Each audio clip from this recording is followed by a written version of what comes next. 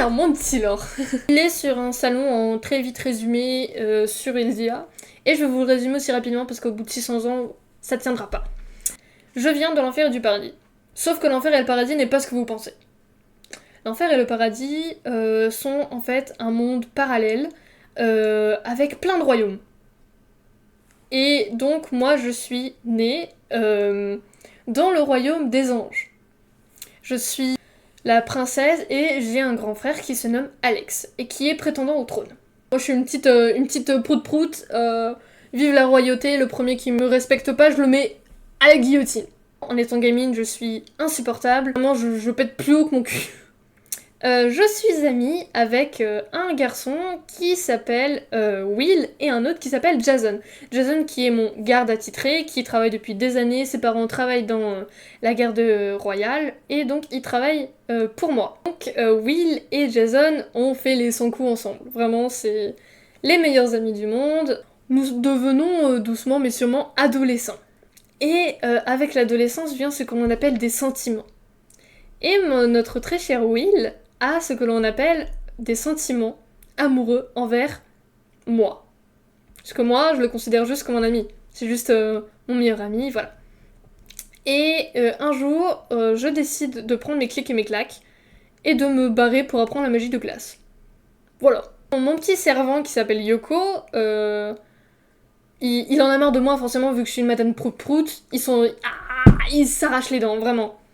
Et donc du coup, moi je me barre sans mon serviteur pour aller rejoindre le royaume de glace, donc qui est un lac. Sauf qu'en fait, je me gourre de côté et je vais du côté maléfique. Et oui, car il y a un côté de glace gentil et un côté de glace maléfique. Et qu'est-ce que je fais ? Eh ben je sympathise avec le chef, voyons. Bah oui, je sympathise avec le chef ennemi, bah oui, c'est totalement logique. Et donc je commence à maîtriser la magie de glace maléfique. Et j'en ai absolument aucune idée. Un jour, arrive un monsieur, un adolescent de mon âge, un peu plus vieux, qui s'appelle Julien.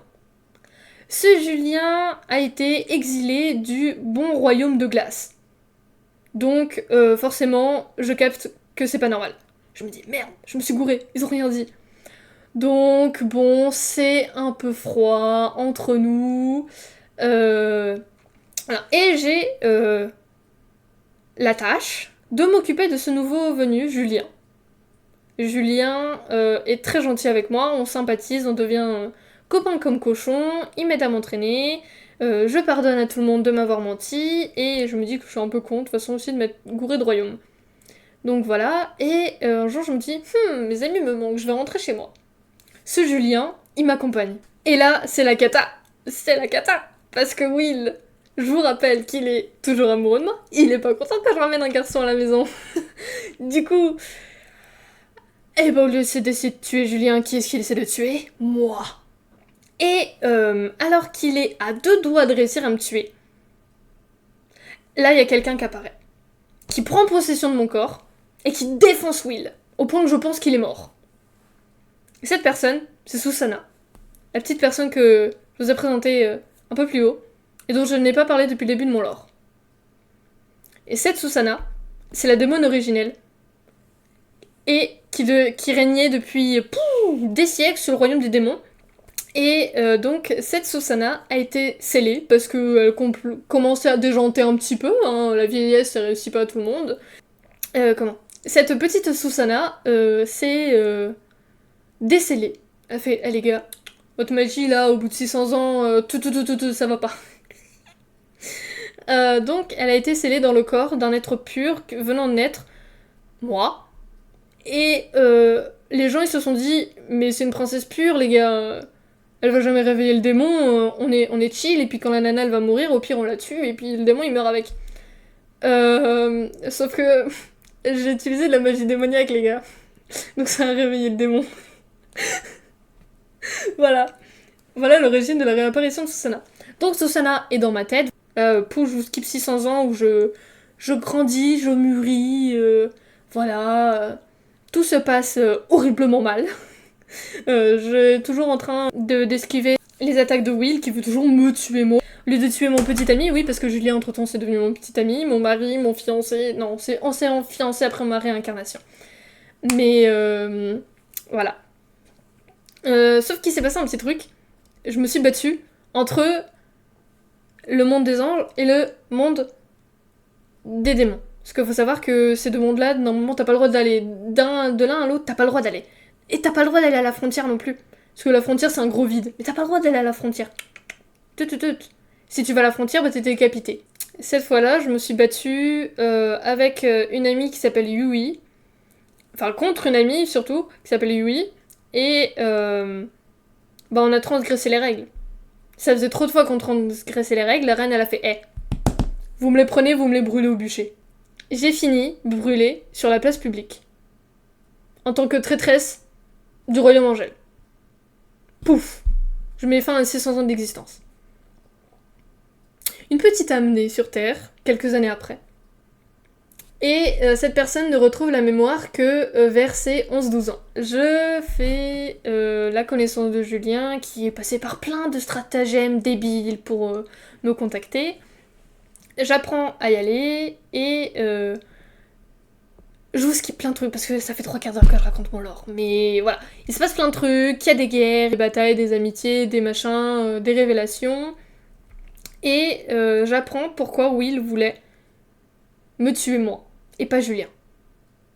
Je vous l'explique, c'est parce qu'il voulait que je me réincarne, et que je tombe amoureuse de lui. Parce qu'en fait, quand tu meurs au paradis, t'as plusieurs options. 1, tu te réincarnes sur Terre avec tes souvenirs. 2, tu te réincarnes sur Terre sans tes souvenirs. Moi, à la base, c'était ça, mais j'ai retrouvé mes souvenirs. Soit tu te réincarnes aux enfers sans tes souvenirs, soit tu te réincarnes avec tes souvenirs. Donc lui, il voulait que je me réincarne au paradis, ou en enfer, peu importe, sans mes souvenirs.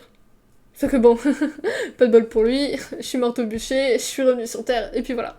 J'ai des enfants, ils sont morts pendant la guerre. Voilà. Attendez, je vous ai pas raconté un des plus gros plot twists. En fait, il y a quelqu'un que j'ai pas mentionné dans tout le lore, et c'est normal. C'est normal. C'est Kyo, c'est mon frère jumeau. J'étais pas au courant que j'avais un frère jumeau. Kyo, il est devenu garde royal, et il faisait partie de la même branche de garde que Jason, parce qu'il était moins proche de moi, entre guillemets.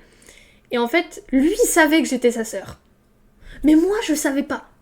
Donc pour moi, c'était juste un super pote, et lui, il était là, ma sœur adorée, je suis devenue un esclave, et toi, tu vis ta meilleure vie.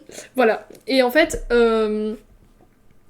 il essayait de faire en sorte que j'apprenne la vérité, mais en fait, il voulait pas trop... Enfin, il est bizarre comme gars. Mais voilà. Et quand je suis morte brûlée sur un bûcher, il y a ma petite Susanna qui est sortie de mon corps et qui a fait « Hey Kyo, tu vas mourir. Elle a tué mon frère jumeau. » Voilà. Et mon frère jumeau s'est réincarné dans mon corps, sauf qu'il a mis environ 14 ans à se réveiller. Mais il a mis 1 an à se rebarrer. Genre vraiment, il est arrivé, il s'est rebarré. Parce que il allait voir mon frère, il a fait « Je suis le frère jumeau, je suis prince, allez hop, mets-moi prince. » Et puis voilà. Du coup, il est en train de faire la fête H24 dans mon monde d'origine, parce que c'est le prince, voilà.